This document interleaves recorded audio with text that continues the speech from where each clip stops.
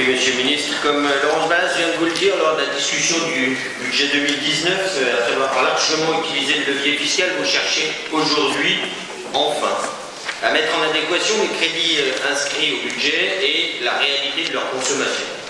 Vous nous proposez de réduire l'enveloppe annuelle destinée à la formation des 221 élus de notre ville de 85 500 € à 45 500, somme inférieure aux crédits réellement dépensés au compte administratif 2017, puisque la somme des formations pour cette année-là était de 56 592,90 €, soyons précis. Mais ce dossier est aussi l'occasion de mettre ceux sur nos bancs qui ont eu des responsabilités parlementaires ou ministérielles devant leurs incohérences.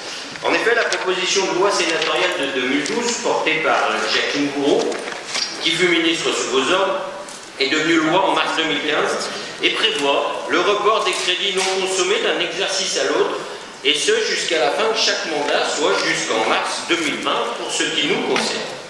L'article 16 de cette loi, qui dit notamment que le montant prévisionnel des dépenses de formation ne peut être inférieur à 2% du montant total des indemnités de fonction allouées aux membres du conseil municipal, en l'espèce, avec 45 500 € proposés dans la délibération qui nous est soumise, nous ne sommes pas à 2%, puisque 2% représente 72 000 €. Tout est question d'interprétation, direz-vous, et d'interprétation en particulier, c'est 2%.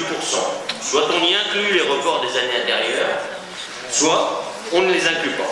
C'est là qu'il est intéressant de se replonger dans les débats parlementaires, et notamment ceux du Sénat en janvier 2016. Bernard Sauget, alors rapporteur du texte, explique devant la commission des lois, je cite, « En mettant de côté 2%, on peut constituer une petite cagnotte et au bout de quelques temps, payer une formation. Si vous appliquez ce taux de 2% en incluant les reports, vous n'aurez donc jamais de cagnotte. Ce n'est donc pas l'interprétation que vous nous proposez de mettre en œuvre aujourd'hui. Si cette disposition était surtout destinée aux petites communes, où les indemnités de formation sont de fait plus faibles, rien n'est précisé dans le texte. D'ailleurs, une tentative d'amendement de repli l'a limité aux communes de moins de 3 500 habitants ou aux communes de moins de 10 000. Cet amendement n'a pas été retenu. C'est dommage qu'alors que vous siégiez à la commission des lois du Sénat à cette époque, vous ne vous soyez pas, Monsieur le Ministre, intéressé à la question. Pour essayer de trouver une interprétation qui fasse autorité avant d'intenter un quelconque recours en légalité ou une action juridique, restait la question écrite d'un parlementaire à un ministre. C'est ce que fait votre ancien collègue, le sénateur de Moselle, Jean-Louis Masson, qui interroge sur le sujet le ministre de l'Intérieur de l'époque, un certain Gérard Collomb. Trop pris par vos activités, je ne parle pas des 25% du temps que vous passiez à Lyon, le ministre d'État, ministre de l'Intérieur, n'a pas daigné répondre à cette question écrite d'un parlementaire.